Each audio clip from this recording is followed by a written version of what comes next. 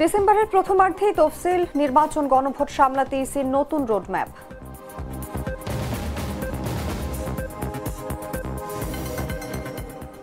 দেশে আবারও ভূমিকম্প, এবারের উৎপত্তিস্থল সাভারের আশুলিয়ার বাইপাইল।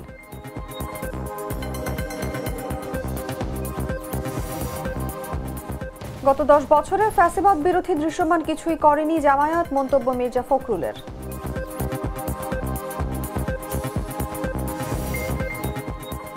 চাপের মুখে রাশিয়ার তেল কেনা বন্ধ করল ভারতের সবচেয়ে বড় শিল্প গোষ্ঠী রিলায়েন্স।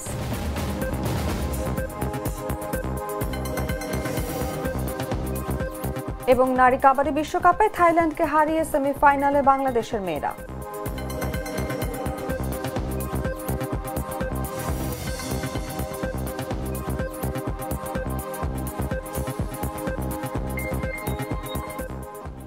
এতক্ষণ শুনছিলেন সংবাদ শিরোনাম। দর্শক আমন্ত্রণ দুপুর 3টার সংবাদে, সঙ্গে আছি আমি অনুভা বিশ্বাস। মশলা বদলে ফেলেছি, এবার আপনিও বদলে ফেলুন। একবার প্রাণ গুঁড়া মশলা ব্যবহার করেই দেখুন। চলে যাচ্ছি বিস্তারিত খবরে। আগামী বছরের ফেব্রুয়ারির প্রথমার্ধে জাতীয় নির্বাচন আয়োজনের লক্ষ্যে শেষ মুহূর্তের প্রস্তুতিতে ব্যস্ত নির্বাচন কমিশন। একই দিনে গণভোট যুক্ত হওয়ায় নতুন রোডম্যাপ করতে হচ্ছে কমিশনকে। সীমানা সংক্রান্ত আদালতের রিট ও প্রশাসনিক নির্দেশনার মধ্যে ডিসেম্বরের প্রথম সপ্তাহেই তফসিল ঘোষণার চেষ্টা চালাচ্ছে ইসি, যদিও তারিখ এখনো অনিশ্চিত। বিস্তারিত জাগো রিপোর্টে।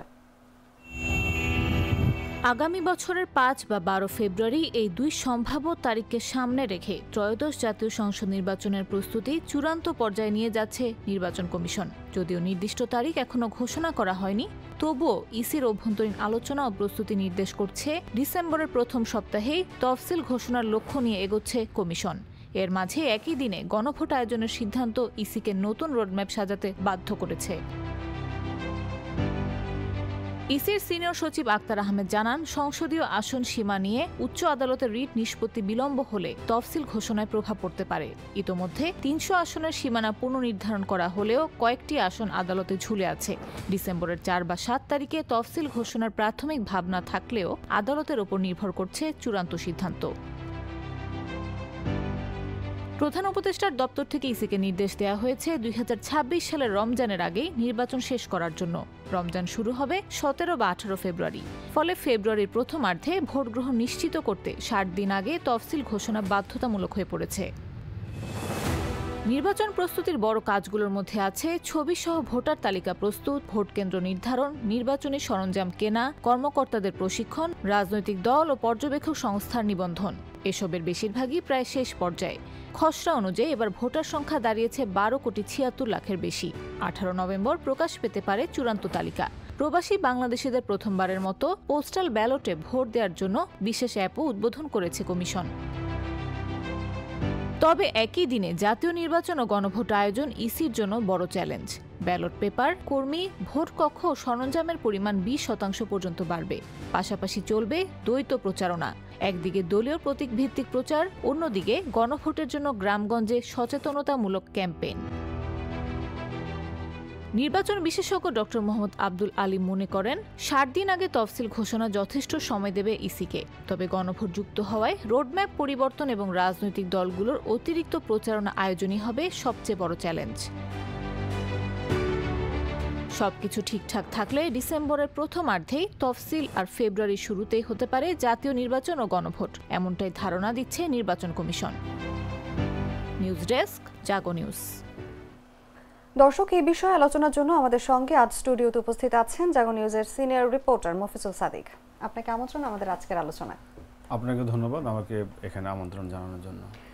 আমরা প্রতিবেদনটিতে যেমনটি দেখছিলাম যে একই দিনে গণভোট এবং নির্বাচনের আয়োজন করা হয়েছে ইসির পক্ষ থেকে, এবং ইসির এই যে প্রশাসনিক বা লজিস্টিক এবং আমি যদি বলি প্রযুক্তিগত কি ধরনের প্রস্তুতি আছে, এবং পাশাপাশি ব্যয়, জনবল এবং ভোটার ব্যবস্থাপনার কি চ্যালেঞ্জ ইসি ফেস করছে। ধন্যবাদ আপনাকে। আপনি নিশ্চয়ই জানেন যে আজ 34 বছর পর কিন্তু গণভোটের প্রশ্নটা আসছে, যে জুলাই সনদকে আইনি ভিত্তি দেওয়ার জন্য বৃহৎ যে জামাত ইসলাম এবং বিএনপি, জামাত ইসলামের একটা আগ্রহটা বেশি গণভোটের ক্ষেত্রে, বিএনপির অতটা আগ্রহটা একটু কম। আর গণভোট অবশ্যই কিন্তু একটা চ্যালেঞ্জিং, কারণ জাতীয় নির্বাচনের মতোই এর কিন্তু কর্মযজ্ঞ। মনে করেন যে আলাদা ব্যালট বক্স লাগবে, হয়তো একটাতে জাতীয় নির্বাচনের ব্যালট বক্স আর একটাতে গণভোটের। এরপরে ভোট গণনার জন্য যে লোকবল, এরপরে আলাদা ভোট কেন্দ্র করতে হবে। এরপরে হচ্ছে আর সব থেকে বড় কিন্তু যেটা চ্যালেঞ্জিং সেটা হচ্ছে প্রচার এবং প্রচারের দায়িত্বটা। কারণ যারা হয়তো বিএনপির জন্য ভোট করবে তারা ধানের শীষের জন্য ভোট চাইবে, যারা জামাত ইসলামের জন্য আছেন তারা দাঁড়িপাল্লার জন্য চাইবেন, কিন্তু গণভোট কিন্তু তারা চাইবে না। কারণ গণভোট তাদের হেডেক নাই, এটা কিন্তু সরকারের হেডেক, এটা কিন্তু সরকারের এজেন্ডা। তাদের যারা রাজনৈতিক দল তাদের কিন্তু এজেন্ডা না। তারা চাইবে যে আমি ক্ষমতায় গেলেই ওকে, দ্যাটস ফাইন, কে গণভোট দিল বা না দিল এটা তাদের কোনো ফ্যাক্ট না। সুতরাং এই গণভোটটা তো ইসির জন্য বড় চ্যালেঞ্জ। যদি রাজনৈতিক দলগুলো ইসিকে বা সরকারকে সহায়তা না করে তাহলে গণভোট মানে করাটা খুবই কঠিন হবে। আর বর্তমান যে নাসির উদ্দিন কমিশন, ওনারা কিন্তু দায়িত্ব নেওয়ার পরে একটাও ভোট কিন্তু করে নাই। সুতরাং একই দিনে এত বড় ভোট কিন্তু বাংলাদেশ ইতিহাসে আর কোনো দিনে হয় নাই। সুতরাং নিঃসন্দেহে এটা অনেক চ্যালেঞ্জিং একই দিনে দুটা বড় আয়োজন করা নির্বাচন কমিশনের জন্য। একদমই তাই। এবং যেমনটি দেখা যাচ্ছে যে আসন সীমানা সংক্রান্ত রিট এবং সমাধানের একটা বিলম্ব আছে এখানে, এবং এটা কি আসলে তফসিল ঘোষণার সময়সীমাকে পিছিয়ে দিতে পারে? যেমনটি দেখছিলাম প্রতিবেদনে যে 4 অথবা 7 তারিখ নিয়ে একটা কনফিউশন আছে, এই ব্যাপারে কি বলবেন? নিশ্চয়ই, কারণ আপনি নিশ্চয়ই জানেন যে সীমানা সহ বিভিন্ন প্রায় 47টি সংসদ আসনের একটা দেখা যায় একটা অঞ্চল আরেকটা সংসদ এলাকায় গেছে, এরকম পরিবর্তন হয়েছে। এবং আপনি দেখবেন যে গাজীপুরে একটা আসন বেড়েছে, অন্যদিকে বাগেরহাট একটা আসন কমেছে, যেন সবাই রিট করছে। তো রিট করার ফলে যদি হাইকোর্ট এভাবে তারা যদি তাদের রুল বা তাদের নির্দেশনা নতুন করে দিতে হয়, তাহলে তো মনে করেন যে ইসি এক রোড ম্যাপে তারা চলতেছে, হঠাৎ করে যদি আরেকটা নির্দেশনা চলে আসে কোর্টের রিট থেকে, হাইকোর্টের মানে মহামান্য আদালতের রায় তো কেউ অমান্য করতে পারবে না। সুতরাং সেটা ইমপ্লিমেন্টেশন করার জন্য তফসিলে ব্যাঘাত অবশ্যই ঘটবে। এটা হচ্ছে প্রধান যে ইসি সচিব আক্তার আহমেদ, উনি কিন্তু বলেছেন যে এভাবে যদি সীমানা নিয়ে জটিলতা তৈরি হয় এবং গণভোট হঠাৎ করে যে গণভোটের বিষয়টা আসছে, এটাতে তফসিলে ঘোষণার ক্ষেত্রে একটা বিঘ্ন সৃষ্টি হতে পারে। যেমনটি আমরা জানি যে ফেব্রুয়ারির প্রথমার্ধে জাতীয় নির্বাচন অনুষ্ঠিত হবে এবং ডিসেম্বরের 4 তারিখ বা 7 তারিখের যে কনফিউশন বললাম যে তফসিল ঘোষণা নিয়ে, আপনার কি মনে হয় যে 60 দিনের তফসিল ঘোষণার যে সময়সীমা এটা কি যথেষ্ট? ধন্যবাদ আপনাকে। এটা অবশ্যই যথেষ্ট, মানে এনাফ টাইম। আপনি নিশ্চয়ই জানেন যে 8ম জাতীয় সংসদ নির্বাচন 2008 সালে মেবি যখন বিএনপি ক্ষমতা আসছিল, ওই সময় কিন্তু মাত্র 42 দিনে তফসিল ঘোষণার 42 দিনের মধ্যে ভোট করা হয়েছিল। সুতরাং 60 দিন এনাফ সময়। আর ইসির যে বড় বড় যে কাজগুলো, যেমন বাড়ি বাড়ি ভোটার হালনাগাদকরণ, এরপরে প্রশিক্ষণ, রাজনৈতিক দলগুলোর সঙ্গে সংলাপ, আবার পর্যবেক্ষক যেগুলো আছে, যে সংস্থা নিয়োগ, এই কাজগুলো কিন্তু অলরেডি তারা সম্পূর্ণ করে ফেলেছে। সুতরাং 60 দিন আমি বলবো তো অনেক এনাফ সময়। চাইলে 40-45 দিনও তফসিল ঘোষণা করে ভোটার মানে একটা ভোট করা সম্ভব। হ্যাঁ, তো এবার চ্যালেঞ্জিংটা একটু আলাদা, হাতে সময় রাখতে হবে এই জন্য, কারণ এবার শুধু জাতীয় নির্বাচন না, গণভোটটা কিন্তু হবে। সুতরাং গণভোটের যেটা বড় চ্যালেঞ্জিং গণনার ক্ষেত্রে, আপনি দেখবেন যে আমাদের যে সর্বশেষ জাহাঙ্গীরনগর বিশ্ববিদ্যালয়ে যে নির্বাচন হলো ছাত্র সংসদের, দেখবেন যে কয়েকদিন লেগে গেল। সুতরাং গণভোটের কিন্তু গণনাটা অনেক চ্যালেঞ্জিং, এটা অনেক সময় লাগতে পারে। সুতরাং যদি শুধু জাতীয় নির্বাচন করে তাহলে 60 দিন অনেক সময়। আর যদি গণভোটের কথা বলছে, এখনও গণভোটে জানা যায় এখনও কিন্তু আইন হয়নি, মানে কোন আইনে গণভোটটা করবে। এর আগে যে গণভোট হয়েছে এটা হচ্ছে যে সাবেক প্রেসিডেন্ট জিয়াউর রহমানের যে মার্শাল ল ছিল এবং মোহাম্মদ হোসেন মোহাম্মদ এরশাদ সাহেব, উনিও মার্শাল লয়ের, দুটাই মানে গণভোটগুলো ছিল সবই মার্শাল লয়ের আন্ডারে। কিন্তু ওই লয়ে তো আর ভোট হবে না, গণভোট এখন হবে না, এখন নতুন করে আইন করতে হবে। সুতরাং সেই আইনটা কিন্তু এখন হয়নি, তাহলে সেটা একটু চ্যালেঞ্জিং বলা যেতেই পারে। অনেক চ্যালেঞ্জিং। আমরা এবার যেমনটি জানি যে প্রবাসীদের কিন্তু ভোট অংশগ্রহণ করার একটা সুযোগ রয়েছে। আপনার কাছে জানতে চাইবো যে এই যে প্রবাসীদের ভোটারের অংশগ্রহণ, তাদের নিবন্ধন, ব্যালট আনা নেয়া এবং নিরাপত্তা জনিত কিছু ইস্যু থাকে, এটা কতটা কার্যকর হবে বলে আপনি মনে করেন? ধন্যবাদ আপনাকে। আর এবার তো আপনার পোস্টাল ভোট হচ্ছে, যেটা আপনার IT related base postal vote. এটা একটা অ্যাপ তৈরি করেছে পোস্টাল বিডি অ্যাপ নামের। তো ওখানে আমি যদি প্রবাসী হই, আমি আমার বৈধ এনআইডি থাকলে আমি দেন ওটা লগ ইন করে আমি এটার জন্য আবেদন করতে পারবো। আনা নেওয়ার এখানে কোনো ইয়ে নেই, কারণ এটা আপনার ওই যে সশরীরে তো এরকম হবে না, এটা আপনার অনলাইনের মাধ্যমে একটা হবে। আর একটা চ্যালেঞ্জিং তো আছে, কারণ কতটা ইসি তো তাদের দায়িত্ব, তারা তো বলছে যে 50 লাখ ভোটার অন্তত তারা পোস্টাল বিডির মাধ্যমে সম্পন্ন করতে চায়। কিন্তু আমার কথা হলো, যারা হয়তো সৌদি আরবে বা বিভিন্ন প্রবাসে চাকরি করেন, অনেকে স্বশিক্ষিত আছেন, তারা কতটা এই পোস্টাল বিডি অ্যাপটা লগ ইন করে কতটা কার্যকরভাবে তারা আবেদন করতে পারবে বা সেই কাজগুলো করতে পারবে, এটা কিন্তু একটা বড় চ্যালেঞ্জিং। একদমই তাই। তাছাড়া একটা বেশ ভালো কাজ করেছে যারা কারাগারে যারা আছেন, কারারক্ষী, এরপরে আমাদের যারা সরকারি চাকরি করেন, তাদেরও একটা বড় অংশ এই পোস্টাল বিডির মাধ্যমে তারা ভোট দিতে পারবে আর কি, পোস্টাল বিডি অ্যাপের মাধ্যমে। এটা একটা নতুন, আর এটা কিন্তু অনেক ব্যয়বহুল। প্রতিটা ভোটের জন্য সরকারি প্রায় 700 টাকা করে খরচ হবে। আচ্ছা আচ্ছা, আমরা এবার এমনটি যেটি দেখতে পাচ্ছি যে একই সঙ্গে জাতীয় নির্বাচন এবং গণভোট অনুষ্ঠিত হবে। আমি আপনার কাছে জানতে চাইবো যে এটা রাজনৈতিক দলগুলোর ক্ষেত্রে প্রচারণায় কি ধরনের চাপ সৃষ্টি করবে, অথবা আমি যদি বলি ভোটারদের কথা, ভোটারদের মাঝে কি ধরনের বিভ্রান্তি বা অতিরিক্ত চাপ সৃষ্টি করতে পারে? দেখুন, আমরা তো এখনই দেখছি যে গণভোট নিয়ে বিএনপি এবং জামাত ইসলাম তারা কিন্তু দুই ধরনের কথা বলছে। জি, গণভোট বলেন বা যেই বলেন যে জাতীয় নির্বাচন আগে একটা কিছু হোক বা একটা, এটা জামাত ইসলাম চাচ্ছে, আর সরাসরি জাতীয় নির্বাচন চাচ্ছে বিএনপি। আর সুতরাং আবার দেখা যায় গণভোটের পক্ষে কথা বলছে জামাত ইসলাম, আবার হচ্ছে যে গণভোটের বেশি আগ্রহ দেখাচ্ছে না বিএনপি। এবং আমরা এমনই দেখেছি যে হয়তো তারা কেউ ধানের শীষের জন্য প্রচারণা করছে, পাশাপাশি গণভোটে তাদের অত আগ্রহ নেই। আবার কেউ হয়তো দাঁড়িপাল্লার জন্য তারা প্রচার করছে, কিন্তু গণভোটে তাদের আগ্রহ। এই যে হা এবং না, এটা নিয়ে এক ধরনের এটা কিন্তু রাজনৈতিক দলের কিন্তু একটা বড় রোল প্লে করতে হবে। কারণ এখানে নির্বাচন কমিশন সরকারের অতটা রোল প্লে নেই যতটা রাজনৈতিক দলের আছে। তারা একটা কি করবে, সরকার বা নির্বাচন কমিশন তারা একটা ব্যালট বক্স দেবে, তারা একটা ব্যালট দেবে, গণভোটের জন্য আলাদা, জাতীয় নির্বাচনের জন্য আলাদা, এবং সব রোল প্লে করবে নির্বাচন বা যেগুলো রাজনৈতিক দলগুলো। সুতরাং রাজনৈতিক দল যদি নির্বাচন কমিশনকে সহায়তা না করে, এটা অনেক চ্যালেঞ্জিং, এক কথায় বাস্তবায়নই অসম্ভব। একদমই তাই।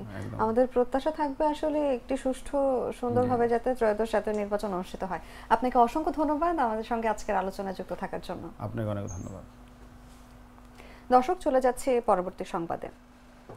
নরসিংদীর মাধবদীতে ভূমিকম্পের 24 ঘন্টা না পেরোতে ঢাকার অদূরে সাভারের আশুলিয়ার বাইপাইল এলাকায় মৃদু ভূকম্পন অনুভূত হয়েছে। রিক্টার স্কেলে এর মাত্রা ছিল 3.3। শনিবার সকাল 10:36 12 সেকেন্ডে এই কম্পন রেকর্ড করা হয়। আবহাওয়া অধিদপ্তরের ভূমিকম্প পর্যবেক্ষণ ও গবেষণা কেন্দ্রের ভারপ্রাপ্ত কর্মকর্তা রুবায়েত কবির জাগো নিউজকে বিষয়টি নিশ্চিত করেছেন। তিনি বলেন, গতকালের ভূমিকম্প হয়েছিল 10:38। রিক্টার স্কেলে আজকের ভূমিকম্পটির মাত্রা ছিল 3.3। এটি মৃদু ভূমিকম্প। গতকাল নরসিংদীতে উৎপত্তি হওয়া দেশের ইতিহাসে স্মরণকালের ভয়াবহ ভূমিকম্প সংঘটিত হয়। এই ঘটনায় 10 জন মারা যান, সারা দেশে আহত হন কয়েকশো মানুষ।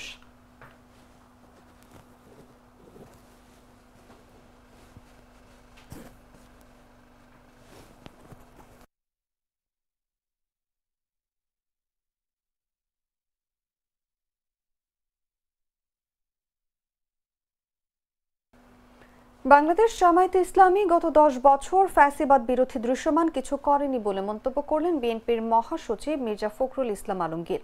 শনিবার রাজধানীর আইডিইবি মিলনায়তনে আয়োজিত এক অনুষ্ঠানে তিনি এই মন্তব্য করেছেন। মির্জা ফখরুল ইসলাম আলমগীর এ সময় বলেন, দেশে গণতন্ত্র থাকলে সবার অধিকার প্রতিষ্ঠা করা সম্ভব। ছাত্র জনতা যে পরিবর্তন এনে দিয়েছে, এই সুযোগ কাজে লাগাতে চায় বিএনপি। 10 বছর কিন্তু আমরা তাদের এই ফ্যাসিস্ট আসিরাকে পরাজিত করবার জন্য ভিজিবল দৃশ্যমান কোনো কাজ দেখিনি। ঢাকা বিশ্ববিদ্যালয়ের নির্বাচনে শুনতে পাই ছাত্রলীগের মধ্যে তারা ঢুকেছিল, শুনেছিল, আমরা জানা নেই আমার, অর্থাৎ ছাত্রলীগ সেজে তারা সেখানে ছিল। এই ধরনের কাজ তো আমরা করতে পারি না। আমরা সরাসরি সামনাসামনি লড়াই করেছি। আমাদের 60 লক্ষ মানুষের মধ্যে মিথ্যা মামলা দেওয়া হয়েছে, আমাদের 20,000 লোককে হত্যা করা হয়েছে, প্রায় 1700 মানুষকে নেতা আমাদের এমপি সহ গুম করে দেওয়া হয়েছে। পোস্টাল ভোট বিডি অ্যাপে 3 দিনে 8,201 জন ভোটার নিবন্ধন করেছেন। এর মধ্যে পুরুষ 7,581 জন ও নারী 620 জন। শনিবার বেলা 11টায় পোস্টাল ভোট বিডি নিবন্ধন অ্যাপ থেকে এই তথ্য মিলেছে। ত্রয়োদশ জাতীয় সংসদ নির্বাচনে ভোট দিতে আগ্রহীরা গত 3 দিনে 29 দেশ থেকে নিবন্ধন করেছেন। নিবন্ধিতদের প্রায় অর্ধেকই দক্ষিণ কোরিয়া প্রবাসী। সবচেয়ে বেশি নিবন্ধন করেছেন দক্ষিণ কোরিয়ায় 3,793 জন। দ্বিতীয় স্থানে রয়েছে জাপানের 1,045 জন। এরপর দক্ষিণ আফ্রিকা থেকে 1,000 জন, চীন থেকে 656 জন, মিশর থেকে 225 ও লিবিয়া থেকে 159 জন নিবন্ধন করেছেন। প্রবাসী বাংলাদেশি ভোটার ও দেশের ভেতরের 3 ধরনের ব্যক্তিদের ভোট গ্রহণ নিশ্চিতে গেল মঙ্গলবার পোস্টাল ভোট বিডি অ্যাপ উদ্বোধন করা হয়। নিবন্ধিতরাই ত্রয়োদশ জাতীয় সংসদ নির্বাচন ও গণভোটে পোস্টাল ব্যালটে ভোট দিতে পারবেন। এক্ষেত্রে নিবন্ধনের জন্য বিশ্বের বিভিন্ন অঞ্চলে 5 দিন করে নিবন্ধনের সময় বেঁধে দিয়েছে নির্বাচন কমিশন।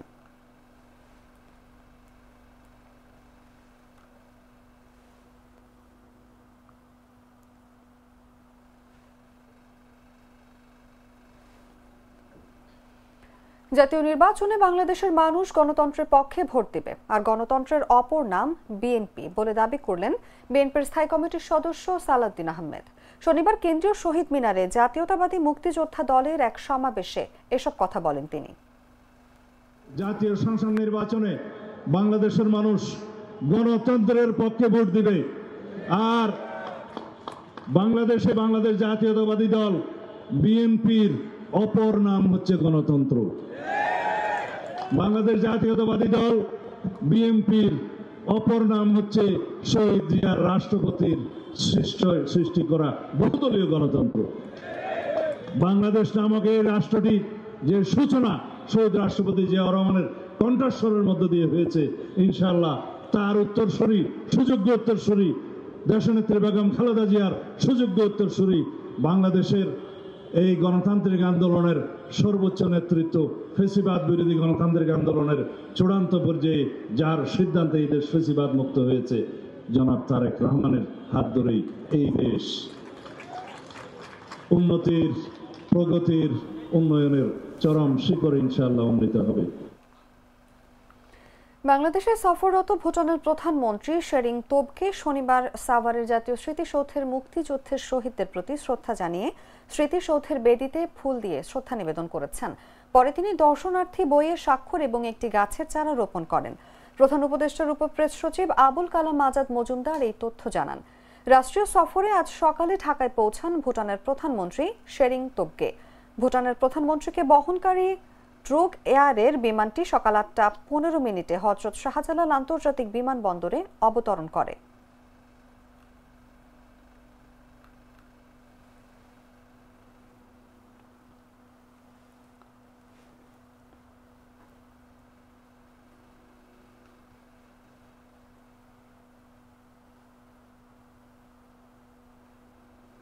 নাটা জেলি আর পানীয়র এক অসম কম্বিনেশন, ড্রিঙ্কো চাবান পানীয়।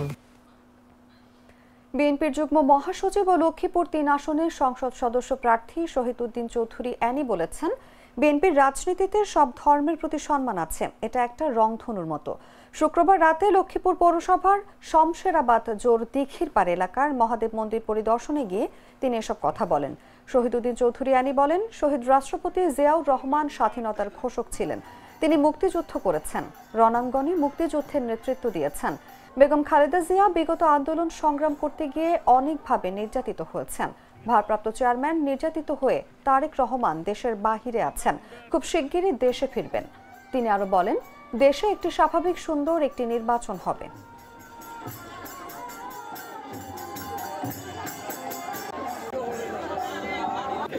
বিএনপির রাজনীতিতে তথা শহীদ রাষ্ট্রপতি জিয়াউর রহমান, তিনি স্বাধীনতার ঘোষক ছিলেন, মুক্তিযুদ্ধ করেছেন, রণাঙ্গনে মুক্তিযুদ্ধের নেতৃত্ব দিয়েছেন এবং বেগম খালেদা জিয়া বিগত আন্দোলন সংগ্রাম করতে গিয়ে অনেকভাবে নির্যাতিত হয়েছেন। এখন আমাদের ভারপ্রাপ্ত চেয়ারম্যান জনাব তারেক রহমান দেশের বাইরে আছেন, নির্যাতিত অবস্থায়, খুব শীঘ্রই দেশে ফিরবেন। দেশে একটা স্বাভাবিক সুন্দর নির্বাচন হবে, নিয়মতান্ত্রিক নির্বাচন হবে, নিরপেক্ষ নির্বাচন হবে, সবাই অংশগ্রহণ করবেন।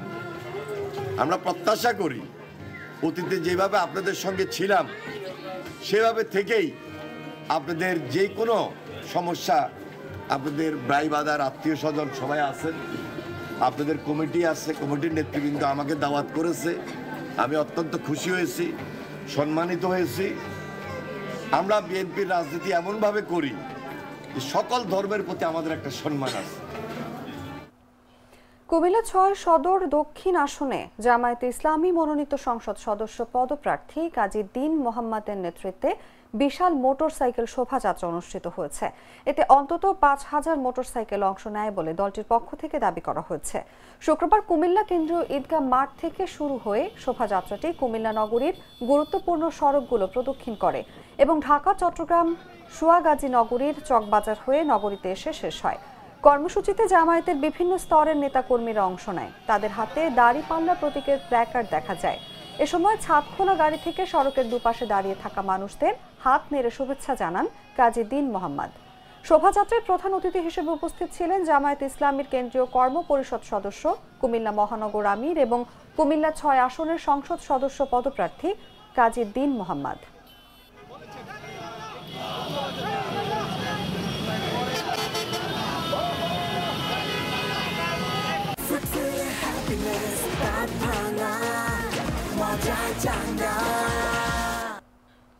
জানাব আন্তর্জাতিক সংবাদ।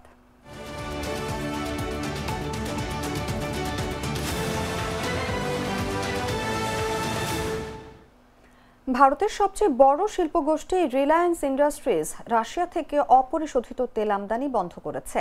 রিলায়েন্সের এই সিদ্ধান্তের লক্ষ্য হল ইউরোপীয় ইউনিয়নের নিষেধাজ্ঞা মেনে চলা, পাশাপাশি মার্কিন নিষেধাজ্ঞার সঙ্গেও সামঞ্জস্য রাখাও এই পদক্ষেপের উদ্দেশ্য। রিলায়েন্স এক বিবৃতিতে জানায়, ২১শে জানুয়ারি ২০২৬ থেকে কার্যকর পণ্য আমদানির নিষেধাজ্ঞার পূর্ণ প্রতিপালন নিশ্চিত করতে নির্ধারিত সময়ের আগেই এই পরিবর্তন সম্পন্ন করা হয়েছে। হোয়াইট হাউস রিলায়েন্সের এই সিদ্ধান্তকে স্বাগত জানিয়েছে। রাশিয়ার তেল কেনা দীর্ঘদিন ধরে দিল্লি ও ওয়াশিংটনের মধ্যে গুরুত্বপূর্ণ অস্বস্তির কারণ ছিল। আগস্টে মার্কিন প্রেসিডেন্ট ডোনাল্ড ট্রাম্প ভারতীয় পণ্যের উপর ৫০% শুল্ক আরোপ করেন, যার মধ্যে ২৫% ছিল রাশিয়ার তেল ও অস্ত্র কেনার শাস্তিমূলক শুল্ক। ট্রাম্প অভিযোগ তুলেছিলেন যে ভারতের এসব কেনাকাটা ইউক্রেনে রাশিয়ার যুদ্ধ প্রচেষ্টাকে সহায়তা করছে, যা ভারত অস্বীকার করে।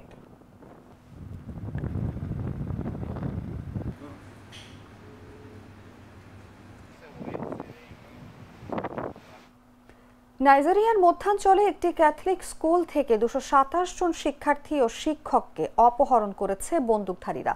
কর্তৃপক্ষ শুক্রবার এই তথ্য জানিয়েছে। এক সপ্তাহের মধ্যে দেশটিতে এটি দ্বিতীয় বড় অপহরণ। ক্রিশ্চিয়ান অ্যাসোসিয়েশন অফ নাইজেরিয়ার এক মুখপাত্র জানান, নাইজার রাজ্যের সেন্ট মেরিস স্কুল থেকে অপহৃত ২১৫ শিক্ষার্থী ছাত্রী, পাশাপাশি আরও ১২ জন শিক্ষককে তুলে নিয়ে গেছে হামলাকারীরা। আফ্রিকার মধ্যে সবচেয়ে জনবহুল দেশটিতে নিরাপত্তাহীনতা ঘিরে উদ্বেগ বাড়তে থাকায় পাশের কাতসিনা ও মালভূমি রাজ্যের কর্তৃপক্ষ সতর্কতামূলক ব্যবস্থা হিসেবে সব স্কুল বন্ধের নির্দেশ দিয়েছে।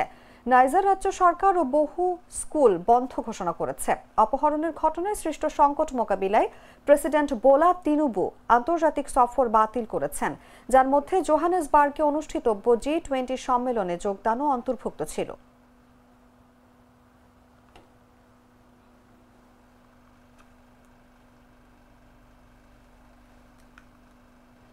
সংবাদ শেষ করব খেলার খবর জানিয়ে।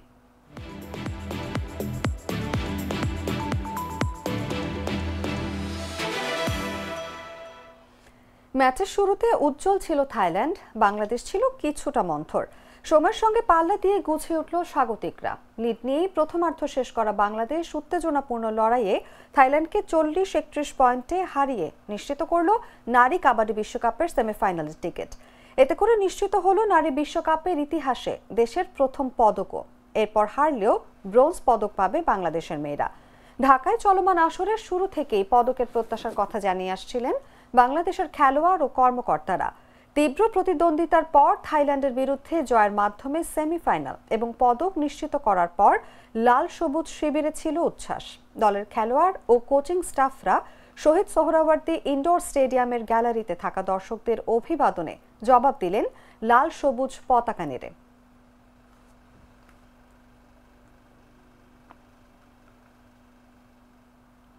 সংবাদ শেষ করার আগে শিরোনামগুলো জানিয়ে দিচ্ছি আরো একবার।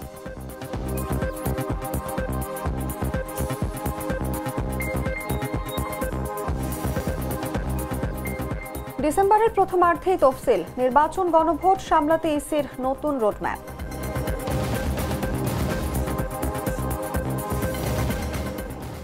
দেশে আবারও ভূমিকম্প, এবারের উৎপত্তিস্থল সাভারের আশুলিয়ার বাইপাই।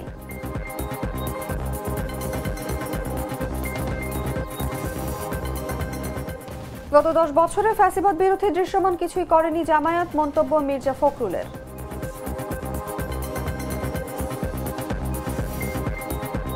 চাপের মুখে রাশিয়ার তেল কেনা বন্ধ করল ভারতের সবচেয়ে বড় শিল্পগোষ্ঠী রিলায়েন্স।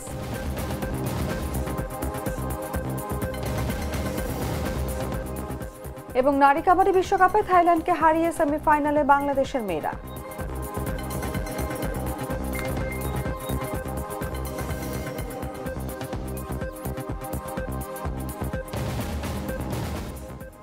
দর্শক, এই ছিল এখনকার মতো। এরপর বিকেল 5টায় দেখবেন দেশজুড়ে সংবাদ। প্রতি মুহূর্তে সর্বশেষ খবর জানতে ভিজিট করুন jagonews24.com। ফলো করুন আমাদের ভেরিফাইড ফেসবুক পেজ এবং সাবস্ক্রাইব করুন জাগো নিউজের ইউটিউব চ্যানেল। ধন্যবাদ সবাইকে।